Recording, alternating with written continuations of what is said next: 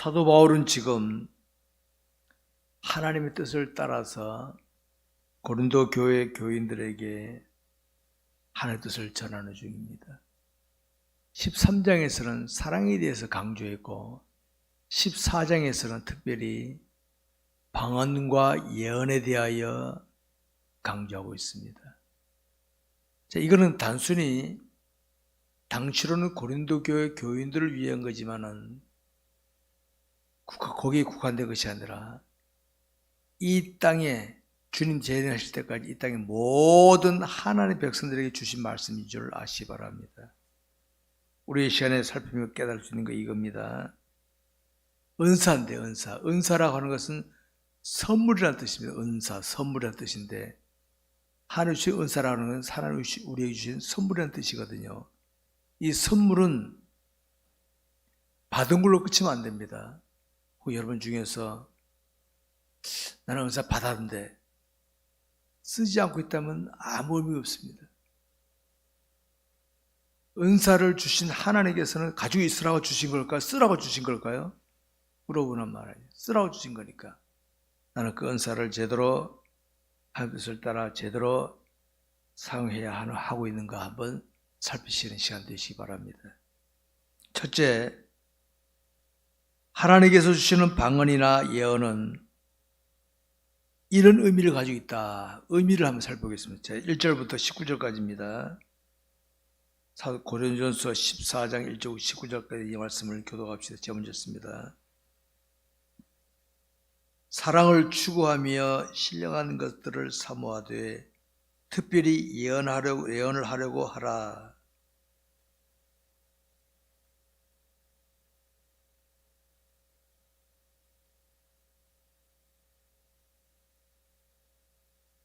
그러나 예언하는 자는 사람에게 말하여 덕을 세우며 권면하며 위로하는 것이요.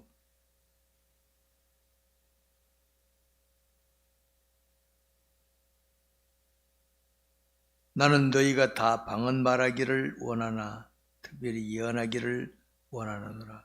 만일 방언을 말하는 자가 통역하여 교회의 덕을 세우지 아니하면 예언하는 자만 못하니라.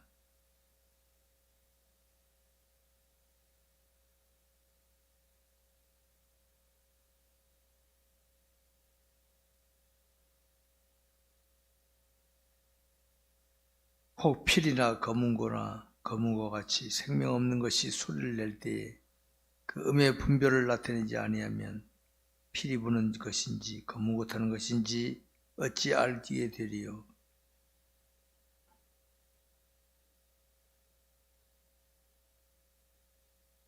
이와 같이 너희도 혀로서 알아듣지 듣기 쉬운 말로 말을 하지 아니하면 그 말하는 것을 어찌 알리요. 이는 허공에다 말하는 것이라.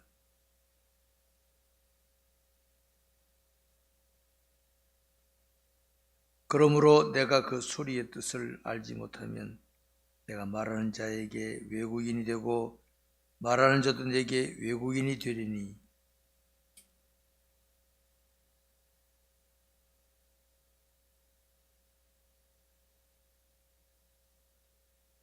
그러므로 방언을 말하는 자는 통역하기를 기도할지니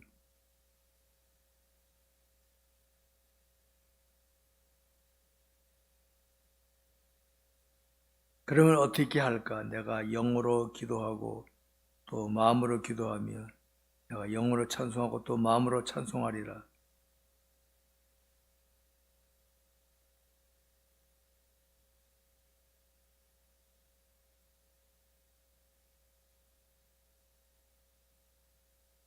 너는 감사를 잘 하였으나 그러나 다른 사람은 덕 세움을 받지 못하리라.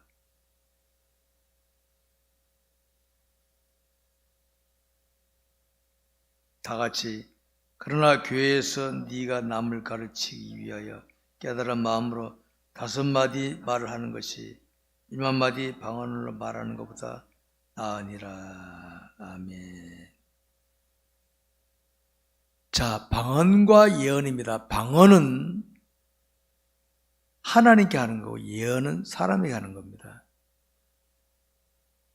이 의미를 모르면은 제가 저 제목이 방언과 예언은 이런 의미를 가지고 있다. 방언은 내가 하나님께 하는 것이다. 기억하시기 바랍니다. 하나님께 하는 것이다. 예언은 사람에게 하는 것이다. 제가 지금 말씀을 전합니다. 이거 어디 방언에 속할까 예언에 속할까요? 예언에 속하는 겁니다. 하나님께서 전하는 거니까. 방언은 하나님께 하는 것이다. 기억하시기 바랍니다. 그러니까 방언을 사람을 의식하고 방언이 있죠. 그 엉터리입니다. 한마디로. 방언이라 하는 것은요. 여기 영어를 잘하신 분은 누가 영어 말하면 다 알아듣지만 어디 누가 영어만 말하면 좀 못 알아듣겠어요. 다. 중국말 하든지 러시아 말은 못 알아듣잖아요. 우리가 볼 때는 그 방언이에요. 방언. 방언이에요. 그거는. 그러니까 방언하는 자는 옆에 누가 있어야 되고요? 통역이 있어야 된다. 통역. 통역이 있어야 된다. 내가 하나님께 방언하지만은 내가 하면서도 내가 뭐 하는지 몰라. 그래서 통역하기를 기도하라 그러는 거예요. 통역 없으면은 예를 들어서 교회 기도할 때 방언으로 외국 사람이 러시아 사람이 러시아말 기도하면 우리가 아멘 할 수 있는 거 없습니까? 뭔 소리인지 모르니까 아멘 못해. 마찬가지로 대표 기도하는데 방언하면 안 됩니다. 맞습니까? 대표 기도는 혼자 방언 기도 혼자 하는 것이지 대표 기도하는데 방언하면 딴 사람들이 뭔 소리야 못 알아듣습니다. 아멘도 못합니다. 그러니까 방언의 의미를 잘 알아야 됩니다. 악한 영은 우리 인간보다 능력이 우월합니다. 그래서 이번 악한 영은 이상한 방언을 하게 할 수도 있습니다. 그래서 우리 방언이 진짜 방언인지 가짜 방언인지를 구별할 수 있어야 돼요. 뭐 쏠라쏠라 한다고 해서 무조건 다 들으면 안 됩니다. 가짜 악한 영이 주는 방언도 있습니다. 오늘 제가 거기서 다 설명드리겠습니다. 예언이라고 하는 것은 이겁니다. 예언, 미리 말하는 거, 미리 말하는 거예요. 되질 일에 미리 말해주는 거예요. 암교 원사님, 거기 가면 넘어지는 가지 마세요. 아직 가지 않았는데 미리 말해주는 거란 말이에요. 예를 들어서 예언이거든요. 예언. 말하자면. 사람들은 내가 해보지 못한 거, 하지 않은 걸 미리 알려주면 신기하게 여길 수가 있습니다. 이런 심리를 이용해서 악한 영이 있죠. 점쟁이들. 연말 되면 뭐 사주팔자 보고 뭐 토종비결 보는 사람도 있죠. 거기 넘어가죠. 기독교인이 그거 한다면 곰탱이들이 따로 없어. 곰이 따로 없지. 사탄은 우리보다 힘이 우월하기 때문에 미리 알아맞힐 수가 있어요. 무당도 보면요. 무당 막 굿하는데 기독교인이 옆에 있으면 무당이 야 이거 기독교인인데 빨리 가라고 막 그래요. 안 된다고. 무당이나 귀신 들린 자 뭐 이런 거 보면 미리 보는 사람들입니다. 근데 그런데 빠지면 예수 믿는 사람들은 자 예수 믿는 사람은 이겁니다. 자 예를 들어서 제가 누굴 위해 기도했는데 하나님께서 이렇게 말씀하시더라. 그러면 들으면 됩니까? 안 됩니까? 들으면 안 돼요. 그거는. 그런 거 들으면 안 돼. 권사님, 집사님, 제가 기도하는데 하나님께서 성경 말씀 뭘 주셨습니까? 그럼 그건 받아도 돼요. 성경 하나님 말씀이니까. 내가 기도하는데 하나님이 이렇게 말씀하시다라는 거 듣지 마세요. 그건. 안 믿는 게 나아요. 그거는. 가짜가 99%도 안 믿는 가짜야. 그거는. 아십니까? 구약 시대는 그래서 선지자 시대는. 근데 지금 성경 주셨는데 여러분이 하나님이시라면 성경 주셨는데 성경 말씀으로 주시지. 성경 놔두고 하면 성경 뭐 알아보겠습니까? 구약 시대 선지자 시대는 기도하면 하나님께 미리 알려주셔가지고 말하게 하셨어요. 그렇게. 지금도 그런 사람이 있는데 조금 안 됩니다. 특별히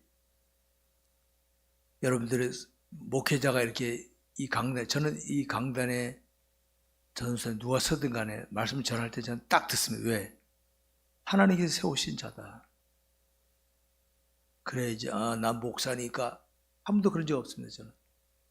그러니까 여러분들 말씀을 듣는 시간에는요, 하나님께서 우리 목사님을 통하여 지금 내게 무슨 말씀하시나 이런 기대감을 가지고 살펴야지 잘하나 못하나 보자 이렇게 하면 안 되는 겁니다.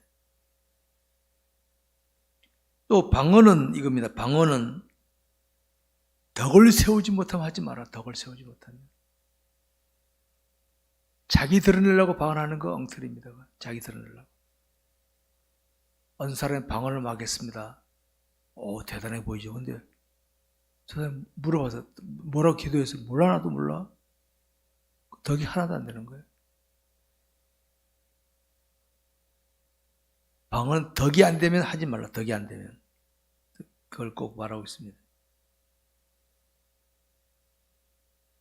예언은 제가 하나님께 받은 말씀, 제가 이 말씀을 제가요 베껴서 한 게 아닙니다. 제가 성경 읽고 기도하면서 깨달은 대로 적어서 말씀을 전하는 겁니다. 저는 하나님 내게 주신 말씀으로 전하는 것뿐입니다. 이게 예언의 의미입니다. 예언.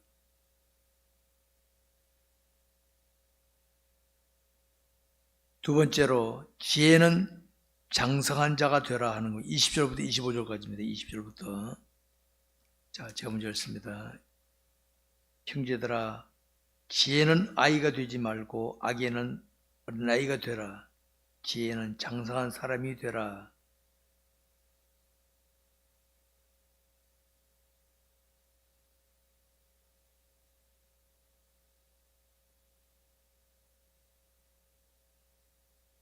그러므로 방언은 믿는 자들을 위하지 아니하고 믿지 아니하는 자들을 위하는 표적이나 예언은 믿지 아니하는 자들을 위하지 않고 믿는 자들을 위함이니라.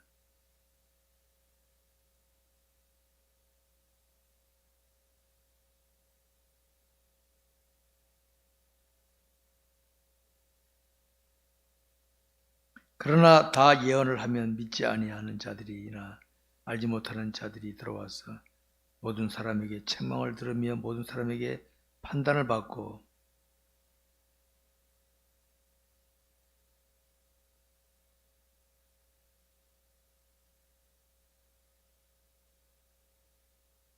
아멘. 예언이라고 하는 것은 이겁니다. 방언은 믿지 않는 자들을 위해서 하는 게 덕이 되고, 여러분 불신자들에게 전혀 모르는 사람 하나님의 말씀을 전하면 잘 알아들을까 못 알아들을까요? 잘 못 알아들어요. 하늘 전혀 모르는 사람들이 방언하면 확 하고 들을 수 있지만요, 예언하잖아요?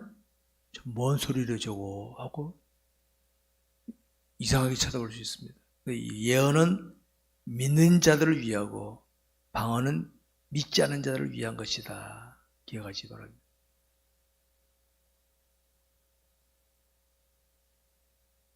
오늘 본문에서는 방언과 예언을 적절하게 사용하는 대상을 나타내고 있습니다. 그러니까 예를 들어서 여러분 처음 본 사람 앞에서 외국어로 막 말하면 그 사람 신통하게 쳐다보겠죠. 관심 갖고. 방언도 똑같은 거예요. 말하자면 모르는 사람도 야, 너 대단한 사람이네. 내가 전혀 알지 못한 말을 하네 하고 관심 있고 볼 수 있습니다.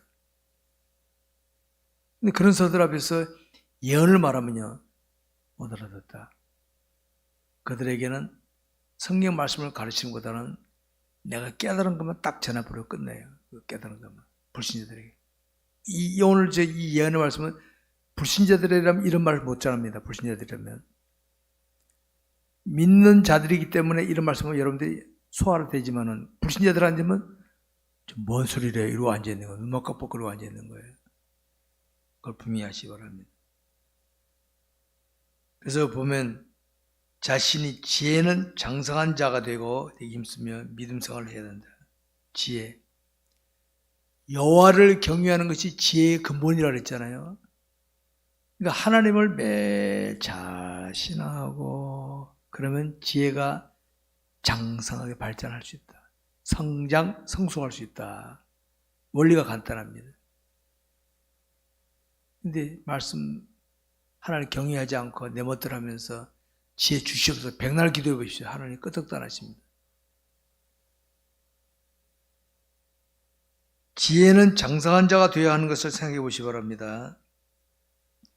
우리 육체도 세월이 흐르면 성장하고 하는 것처럼 정신이나 지혜도 세월이 흐르면 발전하게 됩니다. 여러분, 어린 애 수준의 아이가 나이가 20살 먹어도 정신 연령이 애 수준이면 부모가 근심 얻게 됩니까? 안 됩니까? 이거 뭐 이런 녀석이 이거 발전 하나도 안 되네. 근심 얻게 되죠? 마찬가지예요. 정신이나 지혜는요, 발전이 계속돼야 돼. 기독교인이 처음 예수 믿을 때나 오래돼갖고 직분마다 똑같다 그러면요, 사고칩니다. 사고. 근심거려야 됩니다. 교회 안에. 아시기 바랍니다. 그러니까 지혜는 장성한 자가 되기 위해서는 어떻게 합니까? 본인이 노력해야 됩니다. 본인이. 어떻게 노력해야 됩니까? 여러분 아이가 가만히 밥만 먹고 그냥 누워 잠만 잡니까? 활동하잖아요. 본인 움직이고 또 학교 배우고 하면서 점점 발전하는 것처럼 본인의 노력 안 하면요, 믿음은 발전하지 않습니다. 본인 노력하지 않아요. 그러니까 세월이 흐른 만큼 믿음도 성장해야 되는데 세월은 흘렀는데 믿음은 성장하지 않았다? 그러면 그 사람은 다른 사람에게 골칫거려야 됩니다. 골칫거리. 아시기 바랍니다. 그러기에 그리스도인이 된 우리는 자신이 하나님을 경외하는 삶이 발전되도록 쉬지 말고 뭐하라? 기도하라. 쉬지 말고. 이거 뭡니까? 짬나는 대로 기도하는 거예요. 꼭 눈만 감고 기도하는 거 아닙니다. 눈 감는 건 집중하기 위한 건데 운전할 때 기도할 때는 눈 뜨고 기도해야죠. 저도 운전할 때 눈 뜨고 기도합니다. 하나님. 운전하면서 기도합니다. 그러나 집에서 기도할 때는 눈 감고 기도합니다. 쉬지 말고 기도하라. 짬날 때마다 기도하는 거예요. 그리고 성경 읽고 성경을 통해서 하나님 이렇게 역사하셨구나. 지금도 이렇게 역사하시겠구나. 깨닫게 되고 실천하고 노력하고 있습니다. 그렇게 힘쓰시기 바랍니다. 그러니까 지혜 장성한 자가 되는 교훈입니다. 그 다음에 세 번째로는 질서를 지킬 줄 아는 신앙인이 신앙생활을 해야 된다. 26절부터 마지막 절까지입니다. 26절부터 제가 먼저 읽습니다. 그런즉 형제들아 어찌할까 너희가 모일 때 각각 찬송시도 있으며 가르치는 말씀도 있으며 계시도 있으며 방언도 있으며 통역함도 있나니 모든 것을 덕을 세우기 위하여 하라.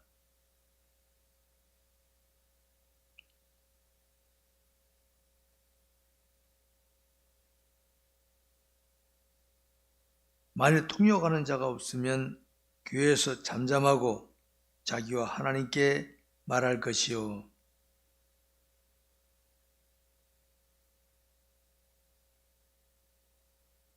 만일 곁에 앉아있는 다른 이에게 계시가 있으면 먼저 하던 자는 잠잠할지니라.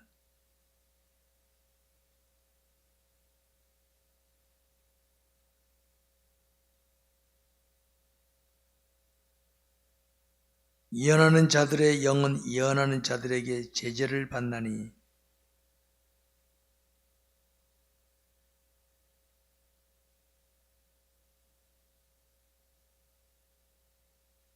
여자는 교회에서 잠잠하라. 그들에게는 말하는 것을 알아감이 없나니 율법에 이런 것 같이 오직 복종할 것이요.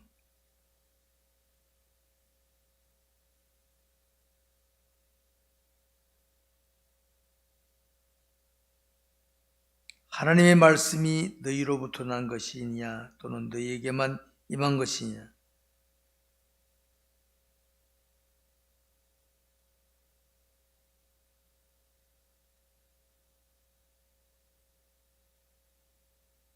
말 누구든지 알지 못하면 그는 알지 못한 자니라.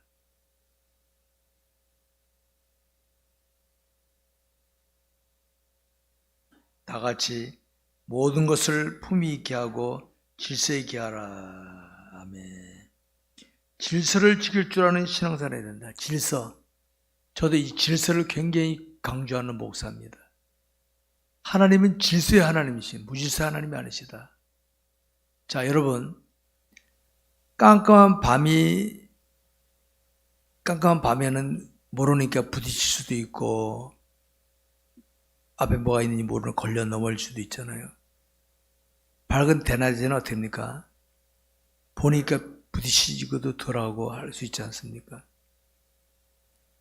하나님은 빛이신 하나님이거든요. 하나님 앞에서 서게 되면 질서 있는 처신할 수 있어요. 질서. 오늘 질서에 대해서 여기 말씀드리겠습니다. 우리 인간 세상은 여러분 맨 처음에 흑암이 있어. 흑암. 하나님 창조할 흑암이 있었잖아요. 빛이 있으라 하심에 빛이 있었고 빛을 만드시 질서를 하나하나 잡아가신 분이란 말이에요. 원래 인간 세상은 무질서의 세상이 아닙니다. 하나님께서는 빛을 만드신 다음에 하나하나 만드시고 인간을 만드셨거든요. 질서의 세상입니다. 저와 여러분의 신앙 하나님은 질서의 하나님인 걸 꼭 기억하시기 바랍니다. 그러니까 여러분 어디서 가정이 있어든지 직장이 있어든지 어디서든지 질서가 깨지는 것은 사탄의 계략입니다. 사탄의 계략. 그걸 잘 아시기 바랍니다. 그렇기 때문에 하나님을 제대로 신앙하는 자는 무질서한 삶을 하면 안 됩니다. 무질서한 삶을 살면 안 됩니다. 질서 있게 해야 된다는 걸 기억하시기 바랍니다. 무질서한 삶이라 하는 것은 자기중심적인 삶입니다. 그러니까 자기중심적인 삶은 하나님 기뻐하는 삶이 아니라는 것입니다. 아십니까? 자, 보세요. 부부가 있습니다. 내 중심적이 되면 나한테 맞춰, 안 맞춰? 짜증내고 갈등 다툼이 나오잖아요. 근데 질서의 하나님은 어떻게 합니까? 상대에게 내가 맞춰주는 거예요. 상대에게 맞춰주는 거예요. 그러니까 서로 상대에 맞추니까 하나가 될 수 있단 말이에요. 부모님들이 자녀의 관계에서 어떻게 합니까? 자녀가 부모에게 맞춥니까? 부모가 자녀에게 눈높이 맞춥니까? 어린 자녀에게 눈높이 맞추잖아요. 부모가. 그러니까 애가 잘 따라오는 거란 말이에요. 이게 질서입니다.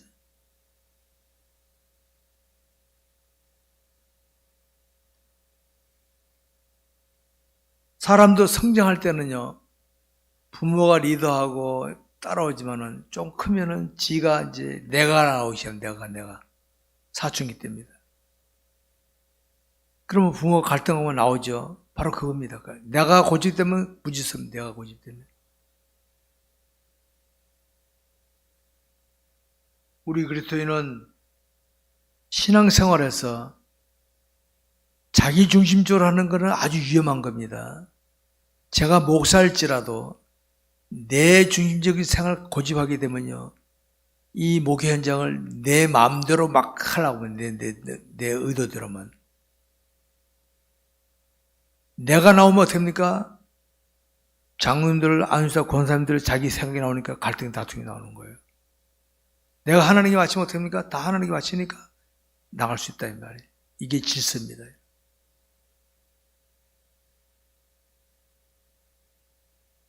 우리 예배 때 주보를 만들잖아요. 주보. 이 뭡니까?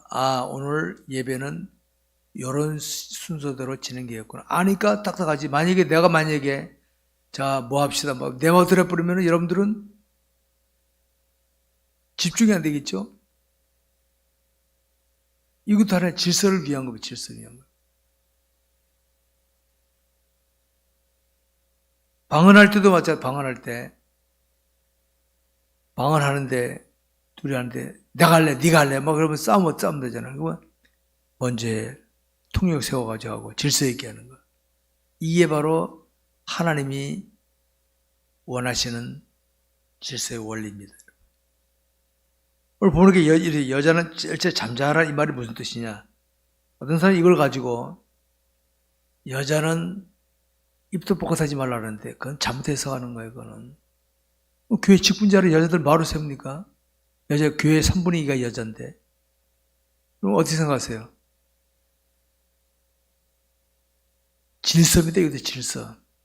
자, 남자와 여자는 하나님 동등합니다. 그러나 질서의 순서가 남자를 먼저 창조하시고 그 다음 남자 갈비를 취하여 여자를 창조하셨다. 여러분 이거 인정하시죠? 하나님께서 여자를 잠잠하라는 건 여자 무시해서가 아닙니다. 질서 지켜라. 질서 지켜라. 아직 우리 교단에서는 여자를 목사를 안 세워요. 아직 우리 교단에서. 저는 개인적으로는 반대합니다. 그거는. 하나님 부르시면 세워야지. 근데 우리 교회는 하나님 우리 교회 보단을 따르고 있습니다. 근데 자, 예를 들어서 여러분 부부가 아내가 뭘 받았습니다. 그러면은 남편 무시하고 하면 안 되는 거예요. 여보, 내가 하다 보니까 이렇게 했어요. 그래서 남편이 아내 말을 듣고 하게끔 해주는 게 이게 지혜로운 것이지. 남편 못 받았으니까 내가 받았다고 무시해버려 하면요, 그건 곰탱이입니다, 곰탱이. 질서 깨트리는 겁니다. 그건. 사라가 실수한 게 있죠, 아브라함에게.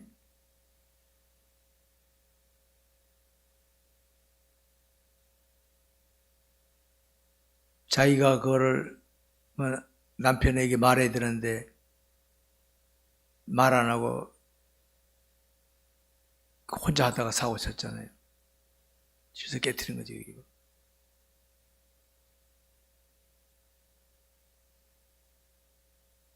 이 질서라고 하는 것도 굉장히 중요해요. 교회도 마찬가지입니다. 교회도 이겁니다. 이거 원리를 아시면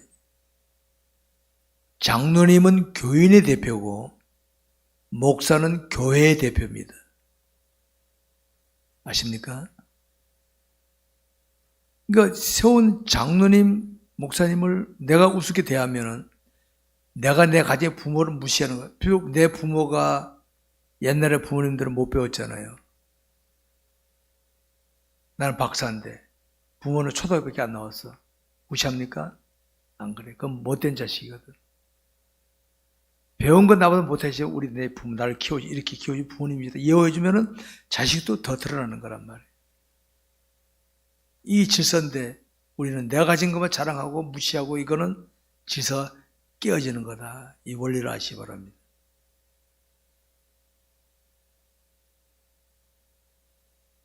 여기 보니까 품위 있게 하라는 말의 뜻은 뭡니까?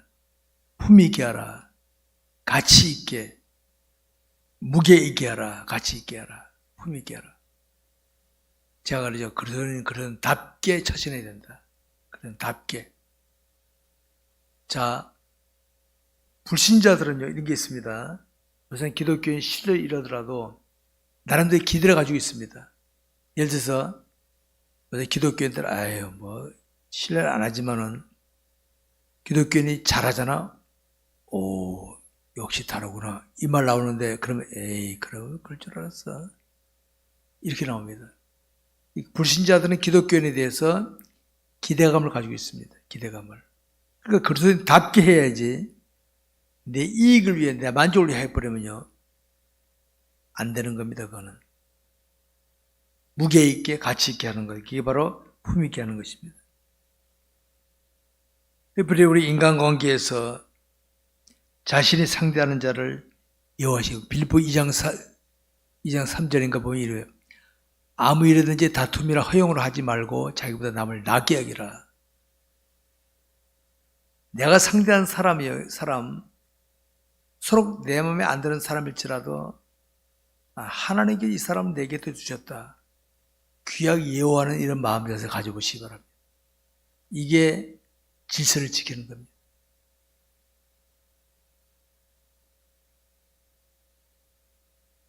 또 약속을 했거든. 약속을 꼭 지키십시오. 어떤 사람은 약속은 잘하는데 안 지켜. 그럼 약속은 뭐하러 합니까? 인간은 완벽하지 못하기 때문에 약속을 못 지킬 경우도 있어요. 그럼 그건 불가항력적인 건 그렇죠. 예를 들어 내가 누구 약속했는데 몇 시에 만나기로 했는데 차 맥에서 늦을 수 있잖아요. 그건 불가항력이라 할 수 있어. 약속해놓고 안 가 내가. 나 오늘 바빠서 안 가. 그러면 그 사람은 기다리고 뭐가 돼버려요. 그건 약속 깨트린 거거든요. 약속했으면 그러면 하나님 약속하도 마찬가지입니다. 하나님 제가 이렇게 하겠어. 다시 말씀은 해야 돼 이거. 코피서도 할 수 있어야 돼. 해놓고는 안 해. 그건 잘못된 겁니다.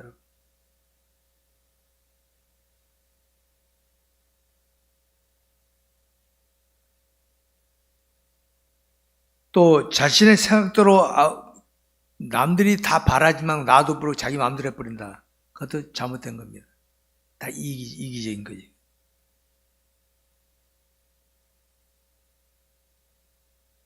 우리 그리스도인에 있어서는 매사에 품이 있고 질서 있게 찾은 품이 있고 질서 있게. 그들이 돌아다 봤을 때, 나 없을 때, 역시 저분은 크리스찬이라서 믿을 수 있는 사람이로구나 하는 말을 할 수 있도록 만드는 게 우리가 할 일입니다. 내가 신뢰 잃어버리고 난 다음에 나 믿어줘 백날 해보십시오. 속으로. 아이고 참네. 신뢰 안 합니다. 근데 그 사람은 자기에게 해가 되더라도 자기에게 불이익이 오더라도 딱 하면은 야, 저 사람 믿을 수 있다. 그런 사람들 중에 믿을 수 있는 사람이 있죠. 그런 사람 되시기 바랍니다. 특별히 우리 대한민국은 회의하다가 잘 싸우죠. 회의하다가. 사적인 자리에서는 뭐 잘 지나다가 회의하다가 싸워. 부부간에도 상의하다가 싸워. 그죠? 왜 그러지 않습니까? 자기 생을 고집하기 때문에 자기 생을 고집. 회의는 다수들이 모여서 하는 거거든요. 그 자리에서는 나는 A를 이렇게 했으면 좋겠습니다. 나는 B를 원합니다. 이렇게 해서 이야기해서 거기서 진리 벗어나지 않거든요. 절충해서 하면 되는 거예요. 그걸 내 생각 절대 양보 안 합니다. 저 여의도에 있는 사람들 주로 그런 거 잘하죠. 좋은 거 압니다. 그건.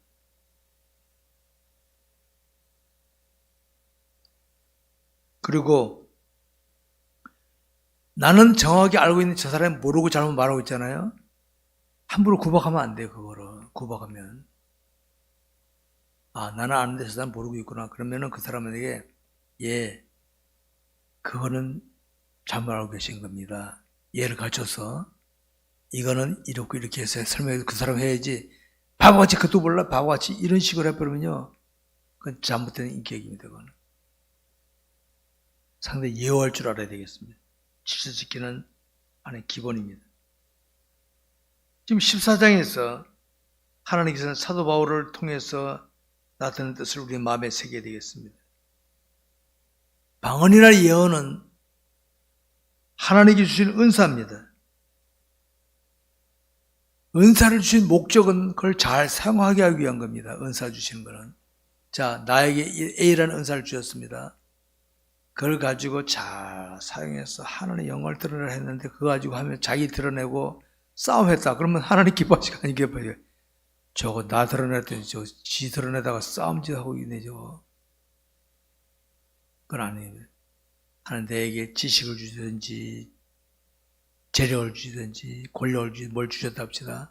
그래가지고 잘 써서 상대방이 야, 저 사람은 하나님 믿는 사람이 역시 다르구나 이런 느낌을 줘야 되는데 막 하잖아. 그럼 사람들이 아이고 저 하나님 믿는 사람이 어디 저 모양이야 저거 이 쑥덕거리만 더. 그건 잘못된 겁니다. 그 사람 대통령 할아버지라도 그건 잘못된 겁니다. 주님 앞에 가면 빠따 맞습니다. 그건. 그리고 여러분 이것이 여러분들이 특별히 제가 안 가진 은사를 받았다 합시다. 목사님 그것도 모르셔? 내가 하게 하고 나서 보면 안 되는 거예요.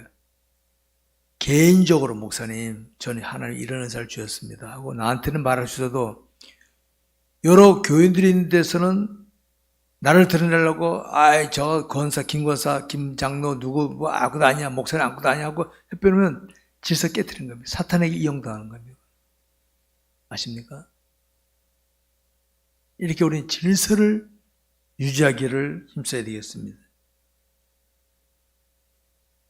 그러니까 아무리 좋은 것이라도 질서가 지키지 않으면은 그게 반드시 사탄이 틈탑니다. 사탄이. 특별히 자녀들을 두신 부모님들, 자기 자녀를요, 내 물건 다루듯이 하면 안 됩니다. 남편에게 함부로 대하지 마세요.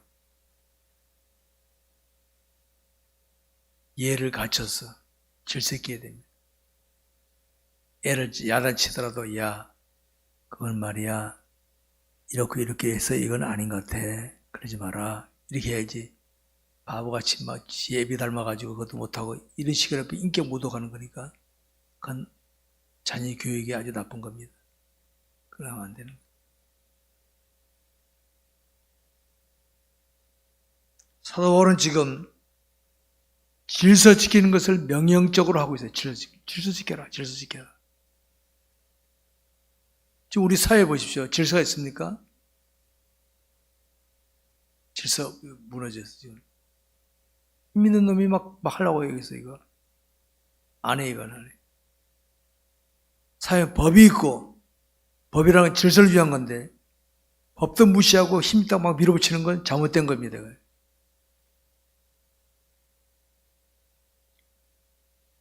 제가 수시로 이런 말씀을 드렸습니다. 불빛이란 깜깜한 밤에 시륵가시 밤일지라도 조그만 촛불 그걸 안고도 안 돼. 근데 촛불이 딱 켜지면은 위치를 드러내게 돼요. 위치를. 아, 저기 누가 있구나. 누구든지 불빛 보면 저기 누가 있구나 알 수 있잖아요. 마찬가지예요. 질서는 그겁니다. 깜깜하면 어떡합니까? 내가 아무리 좋은 옷 입고 있어도 안 보여, 사람들은. 근데 촛불 하나 들고 있으면은 그 조그만 촛불이지만은 보는 사람들이 저기 누가 있구나 알 수 있단 말이에요. 위치를 드러내는 거예요. 질서 있게 하는 게 바로 겁니다. 질서라는 거는 우리 하나님의 백성이기 때문에 하나님의 백성은 질서를 지키는 것이 중요한 건 줄 아시기 바랍니다. 우리 사회에 보십시오. 동성결혼, 동성애 합법화 이거 주장하는 사람들 누구인데? 주장하는 사람들. 하나님 분명히 남자와 여자를 구별을 창조시켜 하셨는데도 동성 합법화, 동성 결혼 주장하는 사람도 있어요. 이 주장하는 사람들 나는 기가 막혀 내가.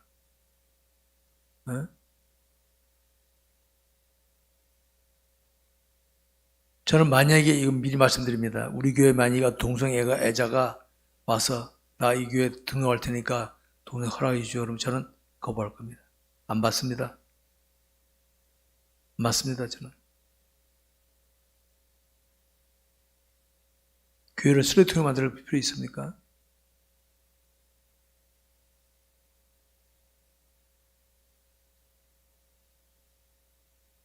지금 우리 사회에 이런 것들이 퀴어 축제라는 게 뭡니까? 동성애자들이 축제하고 있는 거예요.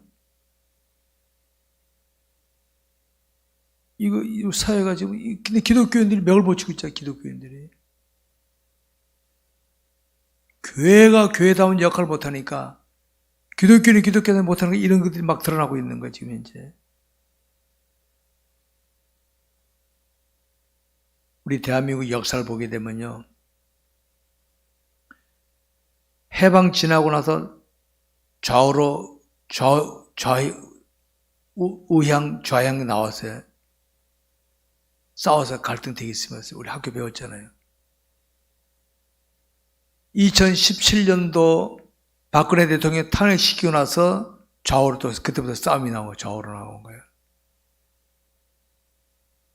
지금 목소리 큰 사람이 이기는 거지. 진리고 뭐가 없어. 이게 사회 팽배하고 좀 있는 거죠, 전 세계에. 저는 이것이 바로 우리 기독교인들이 빛을 읽고 있기 때문에, 맛을 읽고 있기 때문에 일어나는 현상에 저는 보고 난 기독교인으로서 저는 책임감을 느끼고 있습니다. 말씀 드리겠습니다. 우리가 신한 하나님은 질서의 하나님이십니다. 현지전능하신 하나님이시지만은 우리를 로봇처럼 조종하는 분이 아니십니다. 각자에게 말씀을 주시고 깨닫게 하셔서 네가 한번 빛을 발현해봐라, 맛을 드러내봐라 이겁니다. 우리가 그걸 제대로 하고 있습니까? 회색, 흰 것도 가깝고 까만 것도 가까워. 적당히 하면 넘어가는 거예요. 지금 이 시대 회색 시대입니다. 회색 시대. 우리 기독교는 회색이 아닙니다. 빛이든지 소금입니다. 밝음이든 소금입니다. 남이 알아주지 않더라도 빛으로서 소금으로 역할을 해야 됩니다. 이거 안 하고 사람 눈치 보는 회색입니다. 회색. 질서 있게 말씀에서 근신하여 근거하여 세상을 주관하시는 하나님 앞에 우리는 하나님 바라보며 나가면 되는 겁니다. 악한 영은 이 세상이 무질서의 세상이 되도록 자꾸 부추깁니다. 자꾸 요즘거든요. 미국마저도 보시죠. 여러분 청교도 국가로 들인 미국인 나라도 트럼프 바이든 넘으면서 욕심에 끌리잖아요. 욕심. 돈 내놔라. 돈 안 내놓으면 안 도와준다 이렇게 나오는 거예요. 사명을 다 잃어버린 미국도 지금. 맛을 잃어버린 기독교의 모습이 그게 바로. 미국은 청교도 국가거든요. 내가 좀 손에 힘들어도 자기 역할을 해야 되는데 트럼프 바이든 넘으면서 돈 내놔. 돈 안 내놓으면 우방국 안 도와줄 거다. 자, 이익 챙기니까 욕심이거든요. 그리고 우방 국가들이 미국 다 째려보는 거예요. 바톤이 지금 좀 아시아로 넘어오는 중에 지금. 이런 세상을 살아가는 우리 그리스도인들은 철저하게 하나님을 중심하며 말씀에 순종하기를 힘써야 될 줄 아시기 바랍니다. 그거 안 하면요 질서가 깨집니다. 내가 바로 서야 내 가정이 바로 서고 일터가 바로 서고 교회가 바로 섭니다. 우리 교회가 바로 서고 교회 가정이 바로 서야 사회가 바로 서야 될 줄 믿으시기 바랍니다. 나도 못 서면서 사회가 왜 이 모양이야? 그러면 안 되는 거야. 나부터 바로 서야지. 나부터. 오늘 본문에 보면 방언이나 예언은 우리 그리스도인에게는 불어하는 은사에 속하지만은 그러나 이것을 받았을지라도 교만하지 말고 하나님 뜻을 따라 잘 살아야 됩니다. 여러분 중에 방언이나 예언 받은 분이 있습니까? 저는 말씀을 받았기 때문에 저는 내 말과 내 전담이 제 권한을 말로 하지 아니하고 다만 성령이 나타난 것 믿음으로 하여 너희 믿음이 사람이 죄짓지 아니하고 하나님 능력 있게 하여 하노라. 저는 기도하면서 말씀을 받았기 때문에 기도하면서 말씀을 전할 뿐이지 내 지식으로 내 경험으로 전하지 않습니다. 우리 그리스도인은 어디를 가든지 질서 있게 질서를 올바르게 세우는 자가 될지언정 내 이익이나 내 만족을 추구하기 위해서 무질서로 빠뜨리는 거 하지 마세요. 그건 나중에 지금은 좋을지 몰라도 나중에 반드시 후회하고 맙니다. 반드시 후회하고 맙니다. 우리 모두 이 어려운 때에 질서를 잘 지켜나가는 저와 여러분 되시길 주의 이름으로 축원합니다. 기도하겠습니다. 함께 기도합시다.